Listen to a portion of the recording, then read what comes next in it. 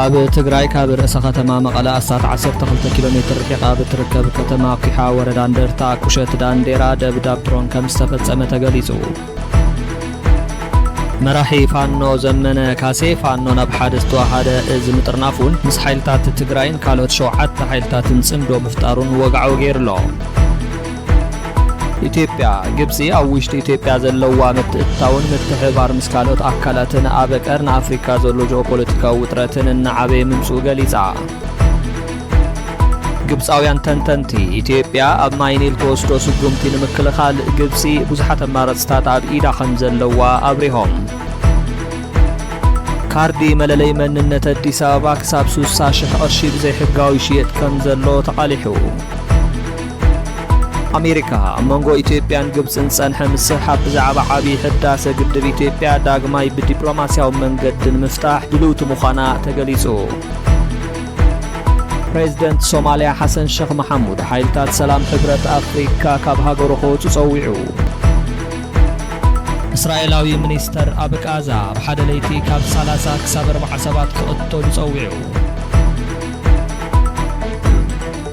እዚ እዋናዊ ሓበሬታን ዓሚቝ ትንታነ ዞባ ቀርኒ ኣፍሪካን ዝቐርበሉ ቻነል ሆርን ኣፍሪካ ታይምስ እዩ። ከምዚኦም ዝበሉ ትሕዝቶታት ቀጻል ንምክትታል ቪድዮና ላይክ፣ ሼር፣ ኮመንት ብምግባር ቻነልና ሰብስክራይብ ግበሩ። ሰናይ ጻንሄት። ደብዳብ ድሮን ኣብ ከባቢ መቐለ ከም ዝተፈጸመ ተገሊጹ። ኣብ ትግራይ ካብ ርእሰ ከተማ መቐለ ኣስታት 12 ሜትር ርሒቓ ብትርከብ ከተማ ኩሓ ወረዳ እንደርታ ጣብያ ቀዳማይ ወያነ ቁሸት ዳንዴራ ደብዳብ ድሮን ከም ዝተፈጸመ ተገሊጹ። ብመሰረት ቢቢሲ ዝረኸቦ ሓበሬታ ትመጥቃዕቲ ሎም ረፋድ ከባቢ 3 ፈረቓን ብኣቆጻጽራ ኢትዮጵያ ከም ዝተፈጸመ ተገሊጹ ኣሎ። ካብ ምምሕዳር እቲ ከባቢ ዝተረኸበ ሓበሬታ ከም ዘመላኽቶ ድማ በቲ መጥቃዕቲ ሓደ ሰብ ከም ዝተቐተለን ካልእ ሓደ ሰብ ከም ዝቆሰለን ተገሊጹ። ብዛዕባ በጽሐ ጉድኣት ካልእ ዝርዝር ሓበሬታ ግን ኣይተገለጸን። ካልኦት ምንጭታት ብወገኖም እቲ ደብዳብ ኣብቲ ከባቢ ካብ ትማሊ ምሸት ዝነበሩ ከበድቲ መሳርሕታትን ነትወክትን ዒላማ ገይሩ ከም ዝተፈጸመ ገሊጾም። እቶም ምንጭታት መሳርሕታት ከም ዝዓነወን ኣብቲ ቦታ ዝነበሩ እግረኛ ሰራዊት እውን ጉድኣት ከም ዝበጽሖምን ይገልጹ። እዚ ግን ብካልኦት ነጻ ምንጭታት ኣይተረጋገጸን። ቢቢሲ ካብቲ ከባቢ ዝረኸቦ ምስክርነት ሓይልታት ፌደራል ኣብቲ ከባቢ ደብዳብ ድሮን ከም ዝፈጸሙ ከም ዝገልጽ ኣመልኪቱ። ሰራዊት ኢትዮጵያ ብዛዕባ መጥቃዕቲ ዛጊዱ ወግዓዊ መግለጺ ከም ዘይሃበውን ተገሊጹ። ሓበሬታ ብዝርዝር ምስ ተረጋገጸ መረዳእታ ሰብኣዊ ጉድኣትን ንብረትን ከምኡ እውን ዕላማት መጥቃዕቲ ዝምልከት ተወሳኺ ሓበሬታ ክነስዕብ ኢና። ዘመነ ካሴ ፋኖ ናብ ሓደ ዝተዋሃደ እዝ ምጥርናፉን ምስ ሓይልታት ትግራይን ካልኦትን ጽምዶ ምፍጣሩን ወግዓው ገይሩ። መራሒ ፋኖ ዘመነ ካሴ ዝተፈላለዩ ጉጅለታት ፋኖ ኣብ ትሕቲ ሓደ ወተሃደራዊ መሪሕነት ከም ዝተወደው ገሊጹ። እዚ ምዕባለ ድማ ኣብ ውሽጣዊ ፖለቲካ ኢትዮጵያ ሓዱሽ ምዕራፍ ክኸውን ይኽእል ዝብል ክትዕ ኣልዒሉሎ። ዘመነ ካሴ እዚ መግለፂ ዝሃበ ምስ ፈረንሳይ ጋዜጣ ሌቴምፕስ ኣብ ዝገበሮ ቃለ መሕተት እዩ። ንሱ ኣብ ሸዋ ወሎን ጎንደርን ዝንቀሳቐሱ ዝነበሩ ጉጅለታት ፋኖ ናብ ሓደ ወተሃደራዊ ኣወዳድባ ንምምጻእ ንልዕሊ 2 ዓመት ጻዕሪ ከም ዝገበሩ ገሊጹ። መራሒ ብተወሳኺ ፋኖ ምስ ካልኦት ዕጡቓት ሓይልታት እውን ርክብ ከም ዝፈጠረ ጠቒሱ። ብፍላይ ምስ ትግራይ ከምኡ እውን ምስ ዕጡቓት ሓይልታት ጉሙዝ፣ በርታ፣ ሶማሌን ኦሮሞን ዝተስማዕምዕሉ ጉዳይ ከም ዘሎ ገሊጹ ኣሎ። ብድምር ድማ እንተወሓደ 7 ውድባት ኣብቲ ዝተጠቐሰ ምትሕብባር ከም ዝተሳተፉ ገሊጹ። ካብቲ መደረ ብፍላይ ትኹረት ዝሰሓበ ምስ ትግራይ ዝተባሃለ ርክብ እዩ። ኣብ ኩናት 2022 ፋኖ ኣብ ጎኒ ፌደራል መንግስቲ ተሰሊፉ ኣንጻር ሓይልታት ትግራይ ተዋጊኡ ዝብል ሕቶ ዝቐረበሉ ዘመነ ካሴ ተሳትፎ ፋኖ ኣብ እዋን ውግእ ትግራይ እዚ ዝበሃል ከም ዘይነበረ ተዛሪቡሎ። ዘመነ ካሴ ዕላማ ፋኖ ኢትዮጵያ ምፍራስ ከም ዘይኮነ ገሊጹ። ንሱ ህልውና ኣምሓራ ምክልኻልን ኢትዮጵያ ከይትበታተን ከም ሃገር ምሕላውን 2 ተመሳሰልቲ ዕላማታት እዮም ኢሉ ኣሎ። ብተወሳኺ እቲ ቃልሲ ንኣምሓራ ጥራይ ዘይኮነ ንኹሎም ብሄር ብሄረሰባትን ኢትዮጵያ ሓርነትን ማዕርነትን ንምርግጋጽ ኢልዎ ኣሎ። ዘመነ ካሴ ፋኖ ኣብ ኣምሓራ ዝርከቡ ከባቢታት ገጠር ኣስታት ልዕሊ 80 ሚኢታዊት ከም ዝተቆጻጸረ እውን ገሊጹ። እዚ ቁጽሪ ግን ናይ ፋኖ ገምጋሚ እዩ። ብናጻ ምንጭ ዝተረጋገጸ መረጋገጺ ክሳብ ሕጂ የለን። ኢትዮጵያ ግብጺ ኣብ ውሽጢ ኢትዮጵያ ዘለዋ ምትእትታውን ምትሕብባር ምስ ካልኦት ኣካላትን ኣብ ቀርኒ ኣፍሪካ ዘሎ ጂኦፖለቲካዊ ውጥረትን እናዓበየ ምምጽኡ ገሊጻ ብወኪል ፕረስ ኢትዮጵያ ዝተዘርግሐ ትንታነ ግብጺ ናይ ኢትዮጵያ ምዕባለን ምርካብ ባሕሪ ኣፍ ደገን ንምግታዕ ዝተፈላለዩ ዞባዊ ምትሕብባራት ትጥቀማላ ክብል ይሃስስ። እቲ ጽሑፍ ኣብ ሰሜን ምዕራብ ኢትዮጵያ ዝተኸፈተ ዝተባህለ ሓድሽ ግንባር ውግእን ኣብ ሸረሪና ዝተኻየደ ውግእን ከም ኣብነት ኣቕሪቡ እቲ ወኪል ከም ዝገለጾ ኣብቲ ግጭት ኤርትራ ዝድግፎም ዝበሎም ሓይልታትን ካብ ትግራይ ዝመጹ ኣካላትን ከቢድ ስዕረት ከም ዝገጠሞምን ብዙሓት ተዋጋእቲ ከም ዝተማረኹን ጠቒሱ እቲ ትንታነ ጉዳይ ናይ ባሕሪ ኣፍ ደገ ኢትዮጵያ ንዞባዊ ፖለቲካ ዓብዪ ተጽዕኖ ከም ዘለዎ ይገልጽ። ኢትዮጵያ ንኢኮኖማዊ ዕቤታ ዞባዊ ምውህሃድን ቀጥታዊ መዋጽኢ ናብ ባሕር ንምርጋጽ ትገብሮ ጻዕሪ ከም ሓደ ቀንዲ ምንጪ ውጥረት ቀርኒ ኣፍሪካ ምዃኑ ተገሊጹ። ብፍላይ ድማ ጉዳይ ሩባ ኣባይን ሓደ ካብቶም ቀንዲ ጂኦፖለቲካዊ ጉዳያት ኮይኑ ቀጺሉ ኣሎ። ኢትዮጵያ ኣብ ምዕባለ ሃብቲ ማይ ኣባይ መሰላ ክትጥቀም ከም ዘለዋ እኳ ተገለጸት። ግብጽ ግን እቲ ጉዳይ ብዝያዳ ካብ መንጽር ሃገራዊ ድሕንነት ትሪኦ ከም ዘላ እትንተና ይገልጽ። እቲ ጽሑፍ ግብጽ ምስ ሰራዊት ሱዳን ኤርትራን ኣብ ኣምሓራ ኦሮምያን ትግራይን ዝንቀሳቐሱ ዝተፈላለዩ ዕጡቓት ጉጅለታት ርክብ ኣለዋ ኢሉ ይኸስስ። ነዞም ኣካላት ብሓባር ጽምዶ ዝብል ሽም ከም ዝወሃቦም እውን ጠቒሱ ብመሰረት ትንታነ ዕላማ ዝተባህለ ምትሕብባር ኣብ ውሽጢ ኢትዮጵያ ግጭት ምስፋሕ ምዕባለ ኢትዮጵያ ምዕንቃፍን ንባሕር ዝግበር ምትእስሳር ምግታእን እዩ ዝብል ክስ ኣቕሪቡሎ። እዚ ኩነታት ንቐርኒ ኣፍሪካ ካብ ውሽጣዊ ግጭታት ናብ ዝያዳ ዝተሓላለኸ ዞባዊ ምትእትታው ክወስዶ ይኽእል ዝብል ስጋኣት ኣሎ። ብፍላይ ጉዳይ ቀይሕ ባሕሪ፣ ሩባ ኣባይ፣ ጦርነት ሱዳንን ናይ ኢትዮጵያ ኣፍ ደገ ባሕሪ ምርካብ ጻዕርን ብሓባር ተደማሚሩ ቀርኒ ኣፍሪካ ብሓደ ካብ ዝተሓላለኹ ዞባዊ ፖለቲካዊ ምዕራፋት ከም ዘላ የርኢ። ግብጻውያን ተንተንቲ ኢትዮጵያ ማይ ኒል ተወስዶ ስጉምቲ ንምክልኻል ግብጺ ብዙሓት ኣማራጽታት ኣብ ኢዳ ከም ዘለዋ ገሊጾም። ግብጺ ኢትዮጵያ ማይ ኒልን ግድባት ኣብ ምህናጽን ተወስዶም በይናዊ ስጉምትታት ንምግታእ ፖለቲካዊ፣ ዲፕሎማስያዊ፣ ሕጋውን ዞባውን መሳርሕታት ከም ዘለዋ ሰሙያ ጉዳያት ኣፍሪካ ገሊጾም። እዚ ዝተገለጸ ኣብ ልዕሊ ናይ ኣዲስ ኣበባ መግለጺ ኣብ ዋሕዚ ኣባይ ተወሳኺቲ ግድባት ንምህናጽ መደብ ከም ዘለዋ ድሕሪ ምግላጽ እዩ። ምክትል ፕሬዚደንት ቤት ምኽሪ ጉዳያት ኣፍሪካ ግብጺ ኣምባሳደር ሳልሕ ሓሊማ ኢትዮጵያ ኣብ ልዕሊ ግድብ ሕዳሰን ስምዕ ኢንቴቤን ትክተሎ ስጉምቲ ኣህጉራዊ ሕግን ስምዓትን ዝጥሕስ ኢልዎ። ንሱ ኣብ ልዕሊ ሓደ ኣህጉራዊ ወሓዝ ሩባ ዝግበር ምሕደራ ብመሰረት በይናዊ ላዕላውነት ክውሰን ከም ዘይኽእልን ንሃገራት ታሕተዋይ ወሓዚ ማለት ግብጽን ሱዳንን ዝጎድእ ስጉምቲ ክውሰድ ከም ዘይግባእን ገሊጹ።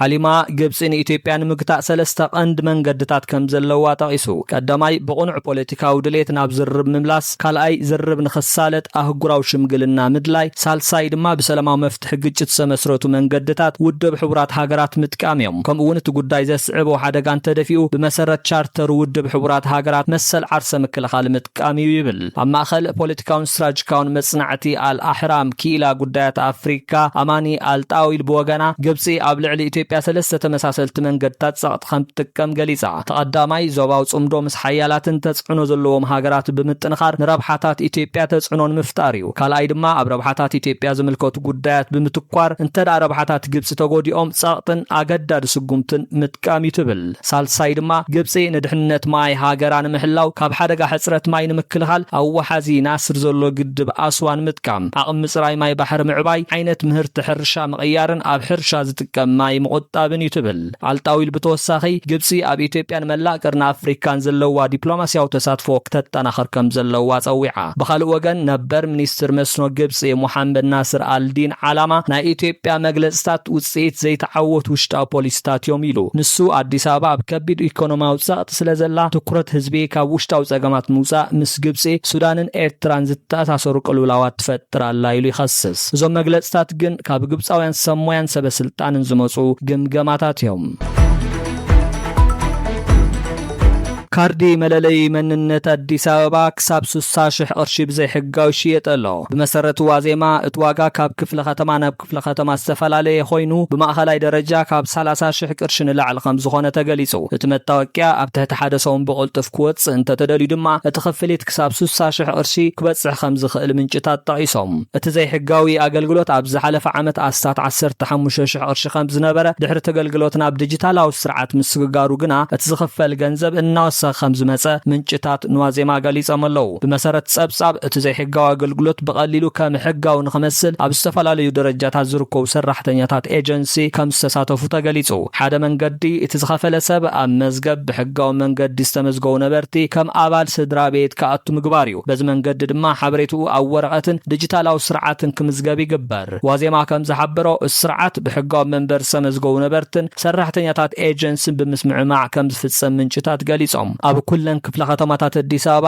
ሰባት እዚ ዘይሕጋዊ ካርዲ መለይ መንነት ንኽረኽቡ ዝሕግዙ ደላሎ ከም ዘለዉ እውን ተገሊጹ።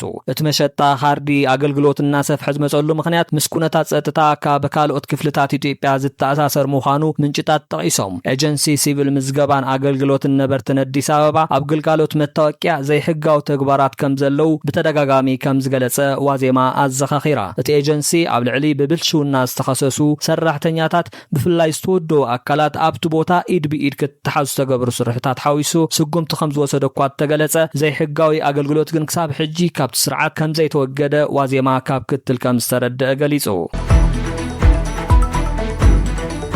ዋሽንግተን ኣብ ምስሕሓብ ግድብ ህዳሴ ዳግማይ ክትመርሕ ድልውቲ ምዃና ተገሊጹ። ኣሜሪካ ኣብ መንጎ ኢትዮጵያን ግብጽን ጸንሐ ምስሕሓብ ብዛዕባ ዓብዪ ህዳሴ ግድብ ኢትዮጵያ ዳግማይ ብዲፕሎማስያዊ መንገዲ ንምፍታሕ ድልውቲ ምዃና ተገሊጹ።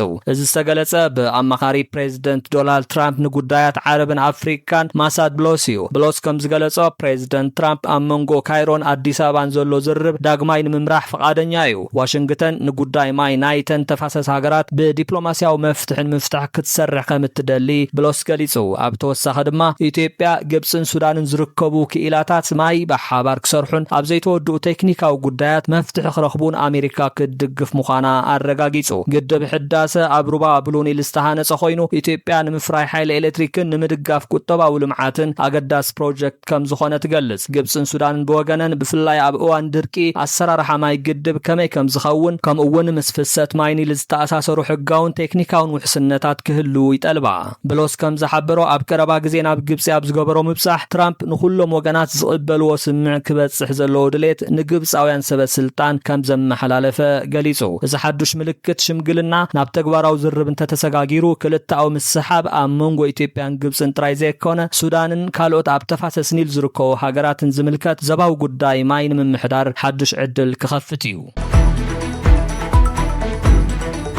ፕሬዚደንት ሶማሊያ ሐሰን ሼክ መሐሙድ ሓይልታት ሰላም ሕብረት ኣፍሪካ ካብ ሃገሩ ክወፁ ጸዊዑ። ፕሬዚደንት ሶማሊያ ሐሰን ሼክ መሐሙድ ሃገሩ ጸጥታ ባዕላ ክትውሕዝ ትኽእል እያ ብምባል ሓይልታት ሰላም ሕብረት ኣፍሪካ ካብ ሶማሊያ ክወፁ ጸዊዑ። እዚ ጻውዒት ድማ እቲ ንኣልሸባብ ንምውጋእ ንኽልተ 10 ዓመታት ዝቐጸለ ወተሃደራዊ ተልእኾ ሕብረት ኣፍሪካ ኣብ ከቢድ ቅልውላዊ ባጀት ኣብ ዝርከበሉ እዋን ይመጽኡ። ፕሬዚደንት ሐሰን ሼክ ነዚ ጻውዒት ዘቕረበ ኣብ ክልል ጋልሙዱግ ኣብ ዝተኻየደ ስነ ስርዓት ምረቓ እዩ። ኣብ ስነ ስርዓት ሓደ ዓመት ብስዑዲ ዓረብ ስልጠና ዝወሰዱ ኣሳብ 3000 ኣባላት ሰራዊት ሶማሊያ ተመሪቖም። ሐሰን ሼክ መሐሙድ ኣብ ጋልሙዱግ ኣብ ዝገበሮ ዝርብ ሶማሊያ ሕጂ ንጸጥታ ሙሉእ ብሙሉእ ባዕላ ክትሕሉ ኣብ ትኽእለሉ ብርኪ ከም ዝበጽሐ ገሊጹ። በዚ መሰረት ድማ ሓይልታት ሰላም ሕብረት ኣፍሪካ ግዜኦም ከም ዝወድአ ገሊጹ። ሓይልታት ሕብረት ኣፍሪካ ኣብ ሶማሊያ ንኣልሸባብ ኣንጻር መንግስቲ ዝገብሮ ዕጥቃዊ ቃልሲ ንምቕናስን ንሓይልታት ጸጥታ ሶማሊያ ንምድጋፍን ነዊሕ ግዜ ኣብ ሶማሊያ ጸኒሖም። እቲ ናይ ቀደም ተልእኾ ኣትሚስ ብ2024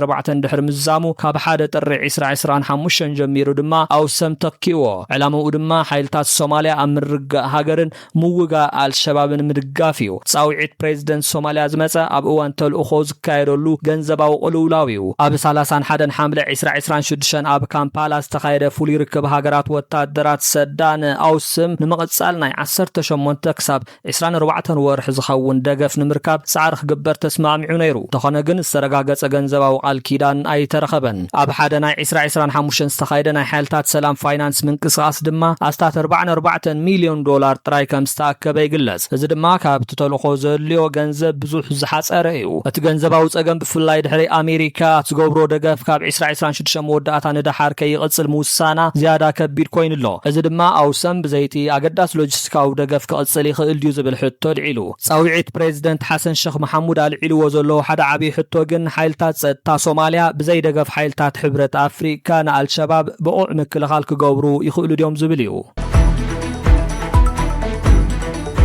እስራኤላዊ ሚኒስተር ኣብ ጋዛ ኣብ ሓደ ለይቲ 30 ክሳብ 40 ሰባት ክቕተሉ ጸዊዑ ሚኒስተር ሃገራዊ ድሕንነት እስራኤልን መራሒ ጸረ ፍልስጤማዊ ፖለቲካዊ ሓይል ተባሂሉ ዝፍለጥ ኢታማር ቤን ጊቨር እስራኤል ኣብ ጋዛ ዝያዳ ናይ ኣየር ደብዳብ ክትፍጽምን ኣብ ነፍሲ ወከፍ ለይቲ ካብ 30 ክሳብ 40 ፍልስጤማውያን ክትቀትልን ጸዊዑ ቤን ጊቨር እዚ ሓሳብ ዝገለጸ ምስካብ ሓማስ ተማሪኹ ዝነበረ እስራኤላዊ ወታደር ኣብ ዝተኻየደ ፖድካስት ቃለ መጠይቕ እዩ። ቃላቱ ድማ እስራኤል እቲ ጥቃዓት ኣብ ልዕልቶም ኣብ ትእዋን ቀጥታው ስጋ ስዕቡ ሰባት ጥራይ ከይተደረተት ኣብ ሙሉእ ጋዛ ሰፊሕ ደብዳብ ክትፍጽም ከም ዘለዋ ዝጠልብ እዩ። ከም ጸብጻብ ሚድል ኢስት ሞኒተር እንተኾይኑ ቤን ጊቨር ኣብ ጋዛ ዝርከቡ ኣብ ውግእ ዘይተሳተፉ ፍልስጤማውያን እውን ካብ ጥቃዓት ክድሕኑ ኣይግባእን ዝብል ቅዋም ኣስሚዑ። ኣብ ሓደ ኣጋጣሚ ድማ ንሓንቲ ኣብ ግዜ ምርኮ ምግቢ ዝሃበት ፍልስጤማዊ ሰበይቲ ከም ኣሸባሪት ብምግላጽ ክትቅተል ከም ዘለዋ ተዛሪቡ። ቤን ጊቨር ኣብ ጋዛ እስራኤላዊ ሰፈራታት እንደገና ንምቋም ዘለዎ ጻውዒቱ እውን ደጊሙ ንሱ ኩሉ ጋዛ ከም እስራኤል ይረአ ከም ዘሎ ብምግላጽ ሰፈራታት ኣብ ክፍሊ